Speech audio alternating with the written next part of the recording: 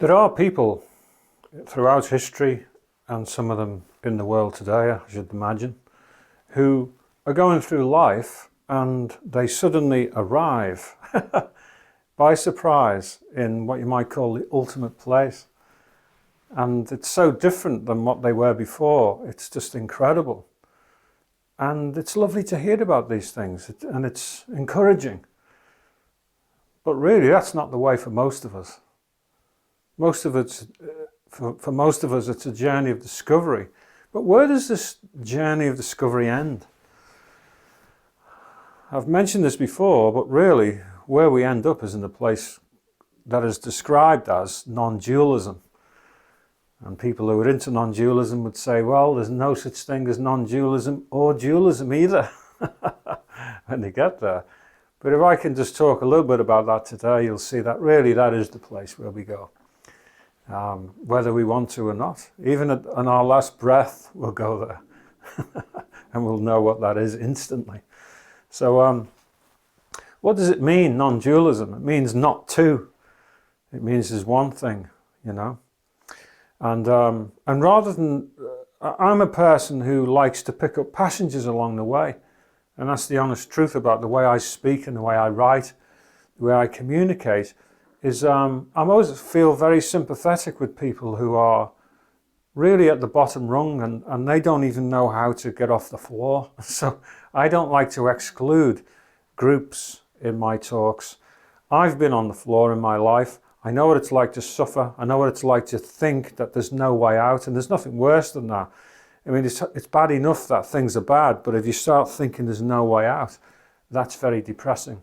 And so that's why I like to share all these little breakthroughs along the way, like the little steps, like little realizations, things that made a big difference, the therapy that I went through, the issue that I went through in the courtroom where I started to wake up to something bizarre and something I'd never known, and that was who I really was on the inside. I remember watching not long ago a series on Netflix about the Roman Empire, and the beginning film, you know, the sort of where all the titles come on and everything. They had these marble statues in different positions, and all of a sudden you saw cracks appearing in them, you know, and then more and more cracks, and all of a sudden these statues, they photographed at various stages, crashing onto the floor and powder coming up, and their faces cracked and their bodies cracked and their arms cracked. And I just thought that was such a fantastic picture. I wish I could use it in my videos. I've written to them and asked them, because that was very much a picture of how, though I'd built an outer man, and we can feel so trapped in these things. You know, sometimes I go out and I see people who are addicted to alcohol, and I kind of know their faces and stuff like that. And one of the things you know when I see them is that they're stuck in it, you know, or they feel stuck in it. And all that promise that's on the inside, which is just as much as good as mine, you know, good as anybody's. It's such a tragedy that it seems lost, you know.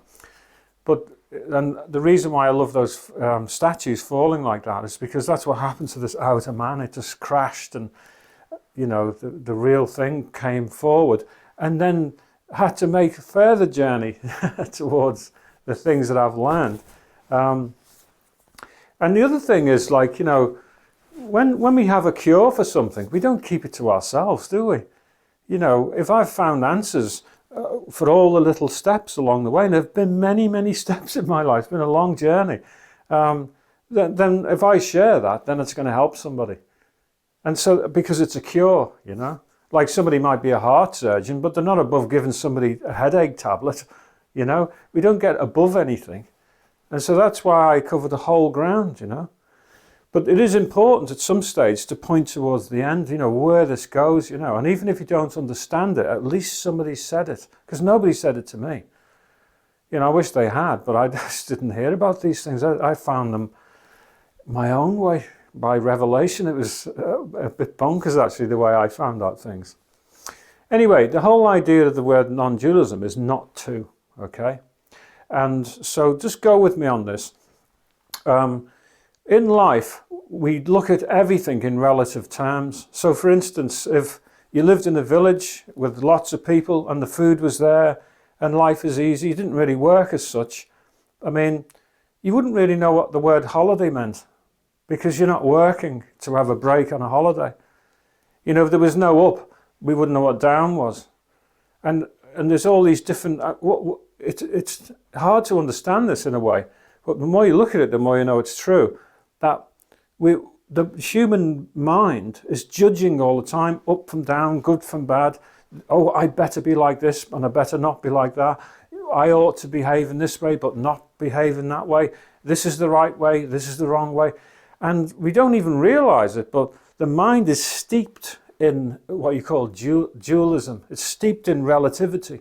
It's always measuring one thing relative to another all the time. And what we have to think about a little bit is, what if something was not relative to anything else whatsoever? What if there was one thing we found that didn't relate to anything at all? Well, that thing, the only thing, is everything. And that is what is called Brahman. It's what's called the highest intelligence. It's what's called the Almighty, because it's not compared with anything else. And in fact, everything else is consumed within the one thing. And there is no other thing. Okay?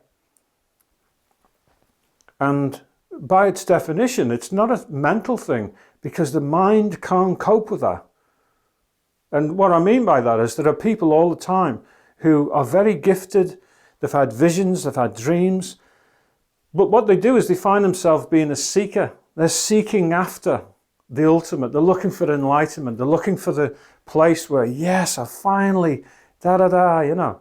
Well, the moment that you ever say that you're ever looking, means there's dualism, because that means what you're saying is you're saying, I am me. And there you are as me, and you're looking for that. So that is relative to you. You're relative to it. And somehow, you know it's a mind game, because it always seems to be elusive. It always seems to be just another step away. And what I'm saying in this talk today is, we need to stop. If you find that you're reading yet another book, going to another series, going through another phase, you probably find, as intelligent as you are and as sincere as you are and as good as you are, that's going to lead you round and round and round in circles, because everything's okay, everything's already there. We're already in the light that we'll ever be in, even though that's hard to understand. And lots of you will know about Osho, and he might have gone the right way and the wrong way in his life, whatever that may be. But what an enlightened character he was. And if you ever listen to his testimony, one of the things he says straight away is that, you know, he said, I went through many, many lives, looking, searching, you know. And he said he fasted and he was strict and he had certain foods and he meditated, he did everything you can imagine. And then he said that it was the very search that was the problem. He said seeking was the barrier. And he just let go. He had to just let go in the end. It was a very similar story with Buddha, when he just finally just ate food. He didn't fast. And at that time he just ate, and it almost didn't matter anymore. And suddenly he realized it was already all around him. There's another character called Papaji. You could look him up, Papaji. He helped so many people. And he really did have he did walk in the light. But one of his most famous sayings was, call off the search. Like right now, whoever you are, wherever you are, stop searching. Because it's here now, you know.